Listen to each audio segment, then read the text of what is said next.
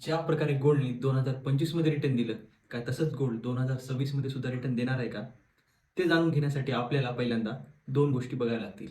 त्याच्यामध्ये पहिली गोष्ट आहे तर टेक्निकल एनालिसिसची आणि दुसरी गोष्ट आहे फंडामेंटल एनालिसिस.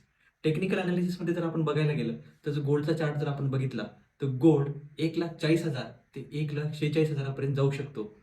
पण ही पॉसिबिलिटी आहे. पण ह्याच्यामध्ये काय तो डायरेक्ट जाईल का? तर नाही. कधी पडेल आणि कधी तेजी येईल. पण तिथपर्यंत जाण्याची पॉसिबिलिटी दिसते.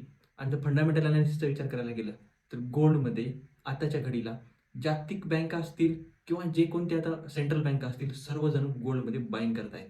आणि त्या बाईंगमुळं गोल्डला एक सपोर्ट भेटतोय. आणि दुसरी महत्त्वाची गोष्ट, अमेरिका असो का भारत असो, सर्वजण रेट कट करतायत. म्हणजेच की इंटरेस्ट रेट कमी करतायत. त्याच्यामुळे सुद्धा गोल्डला कुठेतरी सपोर्ट भेटतोय आणि गोल्डमध्ये तेजी येत आहे. आणि तिसरी सर्वात महत्त्वाची गोष्ट म्हणजेच की अमेरिका असो या रशिया असो या चायना असो, सगळीकडे कुठं ना कुठं जागतिक लेवलवर तणाव दिसतोय.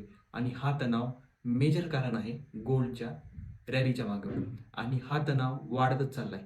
का? तर ज्या मॉनिटरकडे बघून अगोदर वर्ग शांत व्हायचा, तोच मॉनिटर आता कुठेतरी युद्ध करायला लागलाय. त्याच्यामुळं आता अमेरिकाच जर युद्ध करायला चालू केली, तर अजूनही परिस्थिती बिघडू शकते. त्यामुळं सेफ हेवन म्हणून खूप सारे लोक गोल्डला प्रिपेअर करतात. त्यामुळं गोल्डची तेजी सध्याच्या कंडिशनला तरी थांबेल असं वाटत नाही.